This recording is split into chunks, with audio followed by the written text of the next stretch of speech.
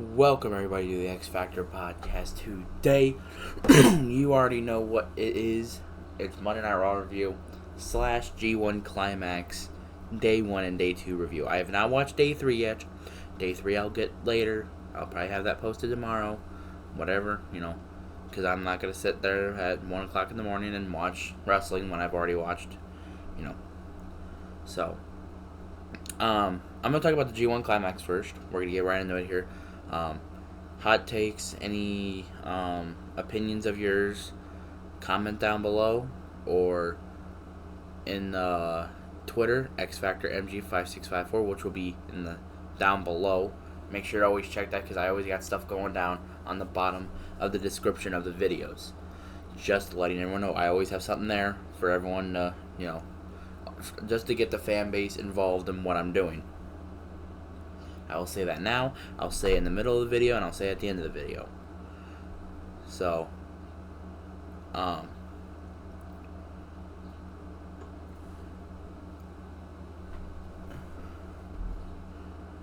just going to get right into it here. The first match of the G1 Climax, El Fantasma versus Yoshihashi. Sorry if I get some of these names wrong.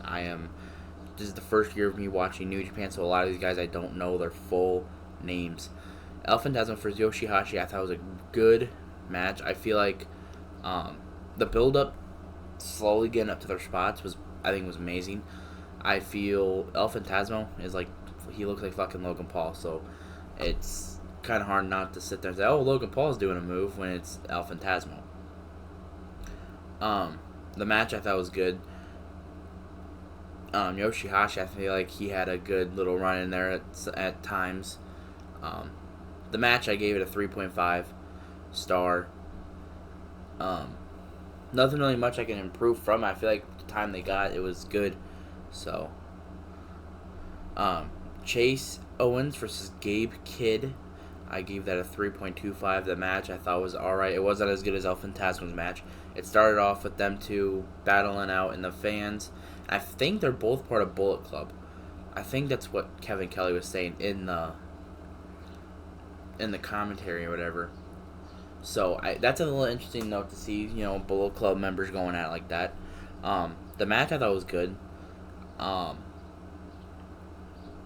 There's not really much to think about. It was an alright match. So I gave it a 3.25.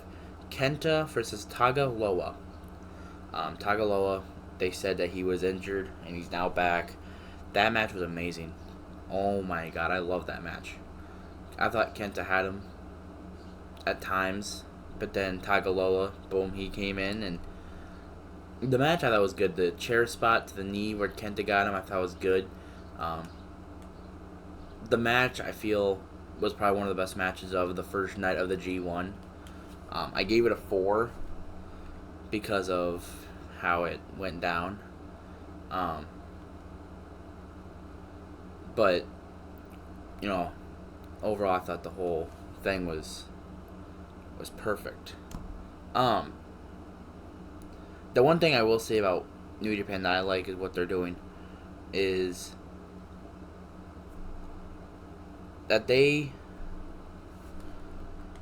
build up to their spots, and that's something I like. And I know, and I said something about this yesterday about what makes Roman Reigns such a great wrestler.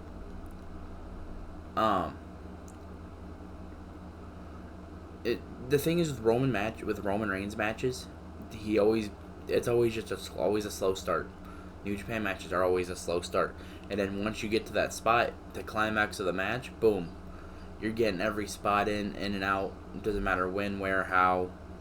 You're still gonna get them, and that's what I feel. We got out of that. It was a really, really good match. Shota Umino versus Ren Narita. I think that's how you say their names. I know Shota, he's been getting trained by Jon Moxley, so that match I thought was better than Kenta's and Tangaloa's match. I feel that they had a good showing, especially from Shota. I seen that first match they had that first tag match they had with Moxley and all them. I feel like he had a good showing there. He has a good showing here. And I love that now that New Japan's doing this youth movement in New Japan, because now you get to see guys that you don't really see show out like we're seeing now in the climax. I don't know how much these guys have been shown. I've just, like I said, it's my first year watching, so I thought the match was good. I gave it a 4.25.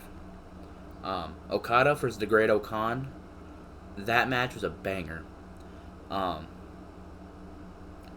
It was definitely one of, like I said, it was up there with Kenta and Tagaloa as one of the best matches of the night.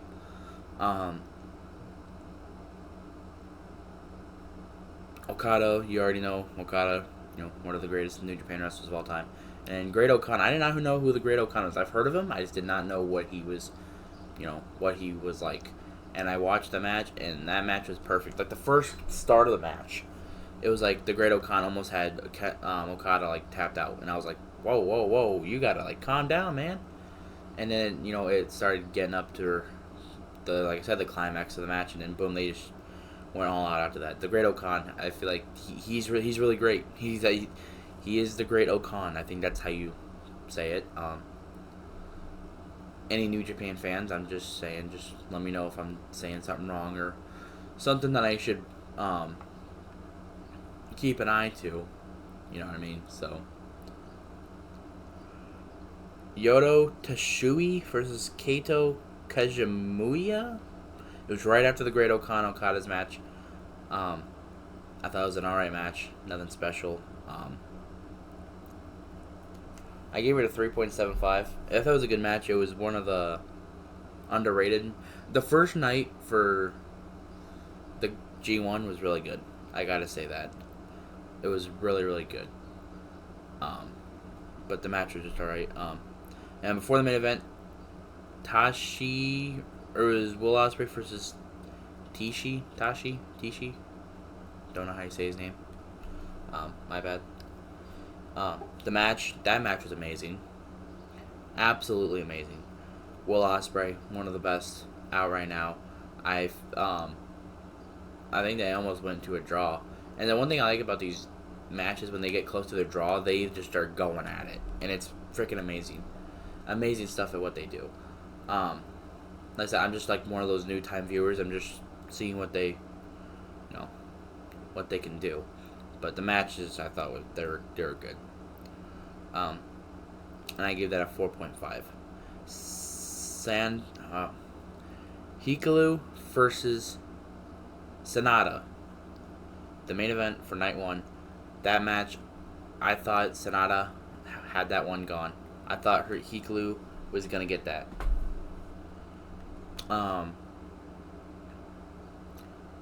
The main event was really, really something. And I gotta apologize to Sanada because I said after the Forbidden Door review, I said he was boring.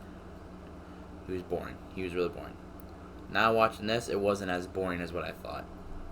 So I gotta apologize. I think it's gotta get from the chemistry from Jungle Boy to him. It didn't really go well, and now he's in the G1, and now he's doing all this. So I gotta apologize to Sanada for that. But the match I thought was good. I gave it a 4.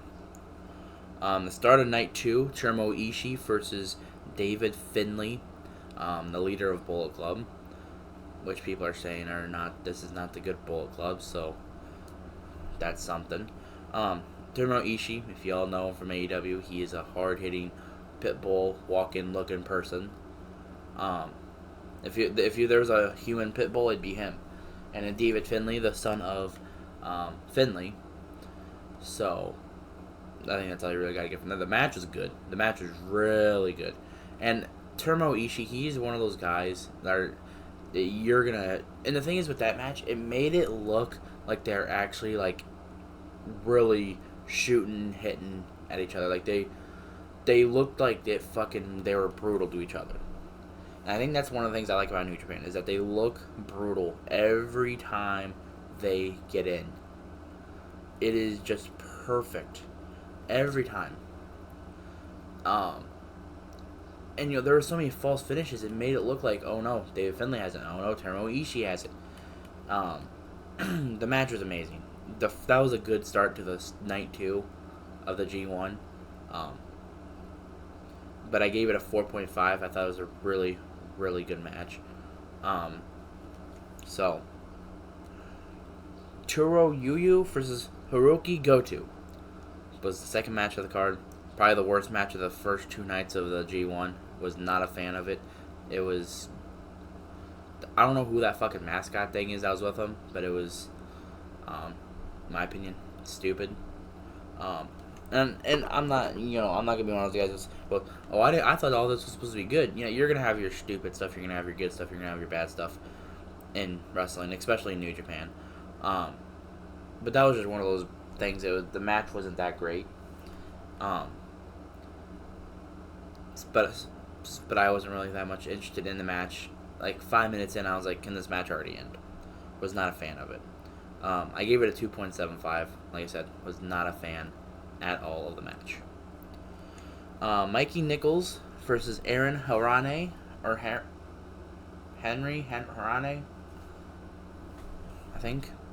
The match I gave 3.75. The match I thought was good. I think the only bad thing about it was the ending where Nichols threw Aaron up and like it looked like he broke his neck. Like that looked like a real bad move there. After the match, he got carried out. I don't know if it's serious neck broke injury type of thing, but it looked bad. It looked really bad. The match though I thought was really good. It's just that last spot was not there, and that's why I didn't give it a 4. I gave it a 3.75. Because if that would have gone perfectly and did not have that, it probably would have gotten a 4. But that spot specifically really just killed it right there. Shane Haste versus Anthony Coughlin. That was the match right after that. The match I thought was alright. It wasn't really the best thing. And Shane Haste looks familiar. I haven't looked him up to see what he's done, but he looks very familiar. If he is who I think it is, I'm gonna lose my nuts. I'm really gonna lose it. But the match I thought was alright. Nothing really special in and out there, but Shingo Tagi versus Eddie Kingston. In my opinion, match of the night. Well, up there with Ishii and David Finlay, of course. I feel that they both... Eddie Kingston is obviously... He is built for New Japan. If you haven't seen Eddie Kingston, he is built for New Japan wrestling. Eddie Kingston loves New Japan wrestling. So, of course, he's going to put on a banger in New Japan at the G1. Where in his G1 debut, he actually won. Which I'm very happy for him, because that was something... That was some good stuff. Eddie Kingston, he was one of those guys where at the start, I was not really interested in him. But then after a while, I'm like, maybe this guy isn't so bad after all. Because, when you first see Eddie Kingston, it's like, he ain't a wrestler. He doesn't look like a wrestler. But then you look at him in the wrestling ring as he's a wrestler. He can go. And that's something about Eddie Kingston. He is one of those guys, like Kevin Kelly says, where he should be dead or in jail or whatever, and he lives in the projects and all that, all that kind of stuff. He's a guy that's making it, he's making it through. Which I'm very proud to see him doing really good now with what, the G1 and all that, so. Match, I was really good. I gave it a 4.75. Tanahashi for Zack Sabre Jr. Sabre Jr. Sabre. I've been watching The Office. My bad. Sabre Jr. If you don't know Tanahashi, one of the GOATs in New Japan, and Zack Sabre, the New Japan Strong TV champion, I believe. I think so. Not really 100% sure. The match I thought was alright. I think Tanahashi might have done something to his knee in the middle of the match. Not 100% sure.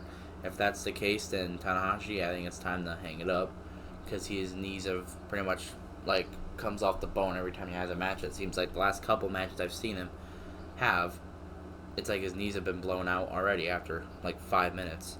Match I thought was alright. Zack Sabre Jr. is one of the favorites probably in my eyes to win the New Japan or the G1 Climax this year, so I wouldn't be surprised if he does win it. So, Evil, I gave it a 3.5. Evil versus Tomatonga. My bad. And I seen some people hating on this match, and I thought the match was alright. I think there was one little spot with the managers that, in my eyes, didn't really make sense. But the match I thought was good. I feel like the match was good. Like, the start was kind of off, and the manager spot was kind of eh. But overall the match I thought was good. Not Evil Uno. Evil's finisher though, he needs a new finisher because that was probably the killer for the rating that I gave him. Because I was gonna give it a 4.25, and I seen that and I was like, or 2.5, or 4.5. But then the manager spot at the start of the match and then the ending, it really killed it for me. And it's just the little spots in wrestling that's gonna get you, in my eyes. But the match I thought was all right, nothing bad.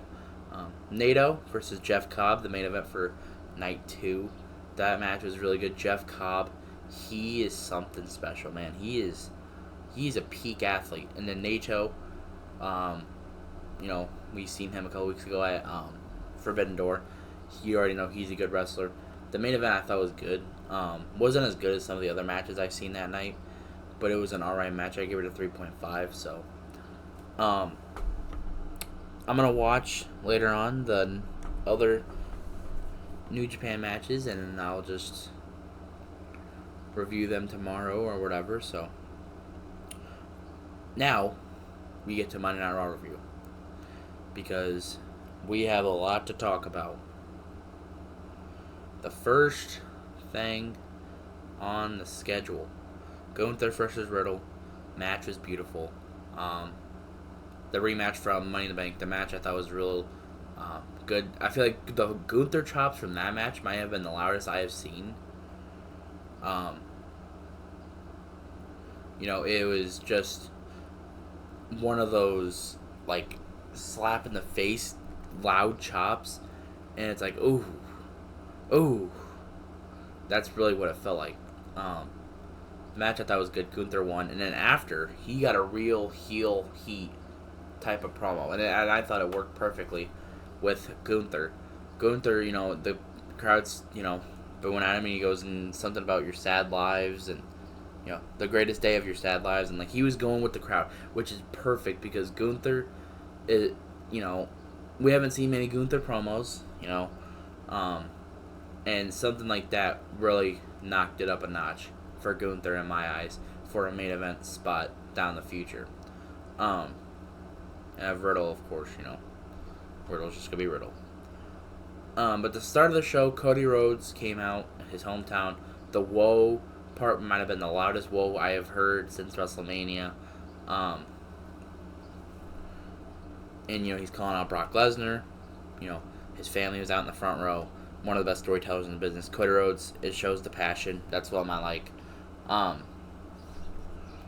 Brock came out eventually and then pretty much beat the hell out of him in front of his own family. So that was something. Yeah, Brock pretty much killed him in front of his family, in his hometown. So that was something. They did get official though. The SummerSlam match. I do like the theme that they had going in the show thing for it, the edit kind of thing for it. It gave it like a Fastlane kind of vibe, but for have it to be for a SummerSlam pay-per-view, it looked good. It looked real good. Sonya Deville and Chelsea Green versus Raquel and Liv for the women's tag team championships. Earlier in the night, Rhea and Raquel got into it. Rhea took out her knee. Raquel said she could go. They had the match. I thought this was one of the better matches I have seen Liv Morgan perform in. I feel like she was actually going at a good speed throughout the match, which lately I feel like she's been going slow. especially before the injury and then after the injury. And I feel like she's been slow. I thought everything was a perfect speed. Sonya Deville and Chelsea Green are underrated heels. I feel like they're entertaining heels. The match was good. I gave it a 3.75. And Gunther's match, I gave it a 3.5. But Sonya Deville and Chelsea Green are the new tag team champions. It was in a real shocking moment. It won't go down as like the most shocking moments of Raw of all time, but it's gonna go down as a shocking moment of this year. Sonya Deville, Chelsea Green, winning those titles. I do believe they will have a long, lengthy run with those titles. Chelsea Green and Sonya Deville deserve that. Even if it was with Carmella, I feel like we still would have had a good, they still would have had the title chances before. But seeing Sonya Deville finally get her first title win, Chelsea Green getting her first title win, it's good to see it. So, the Viking Rules match, Viking Raiders versus Alpha Academy. I was not coming up to the match. I wasn't very hyped for it. I was like, okay, we've seen this before. Not really going to be fun. And the match ended up being very entertaining. And not just because Chad Gable noticed. The Viking Raiders did their part too. Valhalla did her part too. Maxine Dupree did her part. It was all perfect in my eyes. I feel that they can actually... with Maxine as a huge babyface and Chad Gable as a huge babyface and Otis, they can go future with these guys if they wanted to. The match I thought was good. It was entertaining. The ending though, I was hoping Chad Gable and them would have won because they've been taking a lot of L's as of late. But overall, I thought the match was good. I gave it a 3.5. Nikki Cross versus Shayna Baszler. Match barely even freaking went a minute long. I gave it a 1 because it was fucking... It's like, what was the point of it? And then they had the promo angle after. I think Ronda might have pulled her best promo. Well, it was only the best thing she's ever said at the end was, see you at Motor City, bitch. And that was the best thing that she has said. We can finally know who's the heel in this, and it's obviously Ronda. Now, with how much the crowd hates her.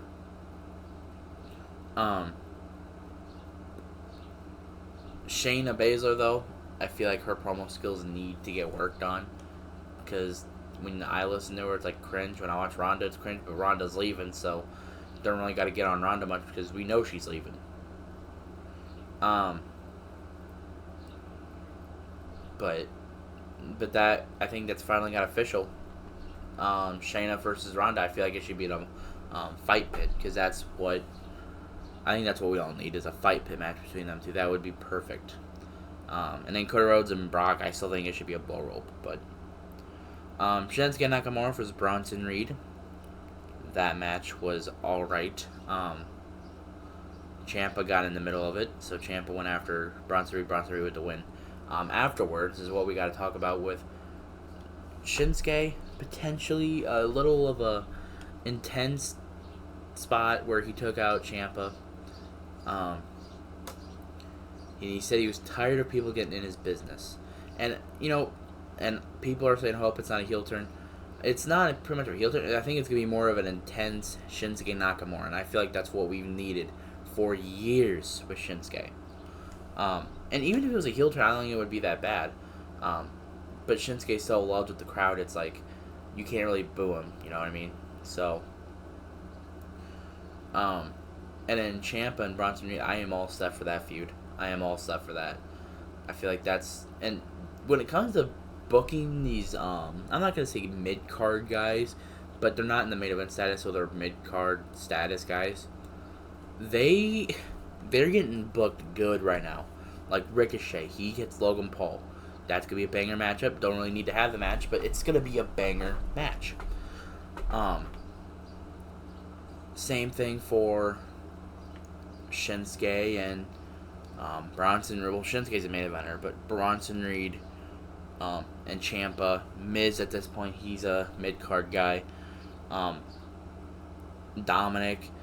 they're booking these guys so well, and it's gonna turn them into main event status guys, which is perfect because that is what we needed some new guys that could fit the mold and go full on and take the company to the next 10, 15 years. Ciampa, he's 40. I can bet he can go another 5, 10 years. Bronson Reed is 34. He can go 10, 15 years if he wanted to. Miz, he's got a couple years left in him. Ricochet, he's got about another 15 years left in him in my eyes. Shinsuke, he has a couple more years left on him. Dominic, he got another 20 if he really wanted to. So, but overall, it's just the mid-card status for some of these guys. It's getting pushed and pushed and pushed, and I love it.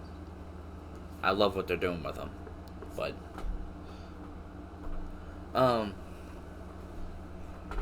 a couple other things before I get to the main event here. We had Miss TV with Becky Lynch. Becky Lynch, of course, still mad over, well, Miz pretty much asked her if she could still go, which is a dumb question by the Miz. It's like, of course Becky can still go. Like, she hasn't lost anything. Let's be for real now. But Trish and them came out, and I'm at the start, I wasn't really interested in the feud, and now I'm getting more into it. And one thing I've noticed with Triple H is that he takes time to build these stuff. He builds it up like a book. He just keeps building it and building it and building it and building it, and then once you get to that top spot, that's when all hell's gonna break loose. And I feel like that's where the company should be going now. I feel like that's why the company is getting good right now. I feel like that's why everything right now for WWE is doing so well. Is because they're building everything up and not have everything go, 1 week rivalry, that's all you're gonna get. 2 week rivalry, that's all you're gonna get. WWE right now is in a good spot, in a real good spot, where they sold out both of their shows in 1 week. Like, that's good stuff right there. And it's not, it's not a coincidence on, because if Vince McMahon was doing this still, they wouldn't be selling out places like this. But with how good, the booking team right now is doing it, it's more about, I feel like now we get more wrestling stuff than, storyline stuff. The storylines are not the best, like the promos are not the best, but the story in the matches are always good. I feel like with Triple H, it's like the story gets built in the match, and not every rivalry needs a good storyline because the match will tell the story itself. Example with Jungle Boy, MJF, Sammy Guevara, Darby. The build up to it was not good. The match told the story. Sometimes you're going to have that in wrestling. So that's just my take on it. But Becky Lynch will have a match against Zoe Stark next week. If Zoe Stark wins, Becky has to say thank you, Trish, and get it tattooed. If Becky wins, she gets a match with Trish, which I think Becky is going to win. Another thing probably is going to happen at SummerSlam is Finn Balor versus Seth frickin' Rollins for the world title, and I feel like Seth's run, he's had a good lengthy run. I feel like it's going to end at SummerSlam. I feel Finn Balor wins, and I think Damian Priest cashes in right after. That's what I feel happens. I think this is the perfect moment for it to happen. I feel like Finn winning it would help him, or have Finn hold the title for a little bit, and then Damian Priest just cash in on him. Who knows? It's like, and that's what this whole Judgment Day thing is going on right now. It's like it's building up. So, and I bet you the rivalry between them two, it's either gonna start after SummerSlam, or probably after Payback or Fastlane. Because they're gonna build it all up to the climax. They're gonna make you think everything is good until the hell breaks loose. So, another thing, Chelsea Green, she is amazing. She is probably one of Triple H's best hires since coming back to the company. She has done everything perfect. She is entertaining, really entertaining. And some people think this stuff was going to be stupid at first, but the way they've booked it is just, they booked it great. Really great. And look at her now. Now she's a women's tag team champion. And I bet you at a point she's going to go after that world title. And, well. And the thing is with Chelsea Green, I think the main thing is, like, you can believe everything she's saying. It's like it's just the Karen act in her. It's like you can believe it. And that's the weird part about it. But that's just me. The main event, Sami Zayn and Kevin Owens versus Judgment Day in an amazing main event. The main event was amazing. Let's just be honest here. The crowd reaction was amazing. The Liv Morgan spot was amazing. The ending was amazing. Everything was just perfect. And besides Cody Rhodes and Seth being the top two guys on Raw, Sami and Kevin are up there too. Like, they are up there as some of the top guys right now on Raw because of what they have been doing. And the thing with Sami, he's a top guy. He is a main eventer. Kevin Owens is a main eventer. Damian Priest is the main eventer. Dominic is a mid card, but he will be a main eventer at some point in his career. He will. I will say that until he proves me wrong, or until at least someone shuts me up about it. But overall, that's just what I think. The match was really good. I gave it a 4. There's nothing really else you can. The crowd reaction with it was really what got me. The match was really good too. So that's all I really got for you today.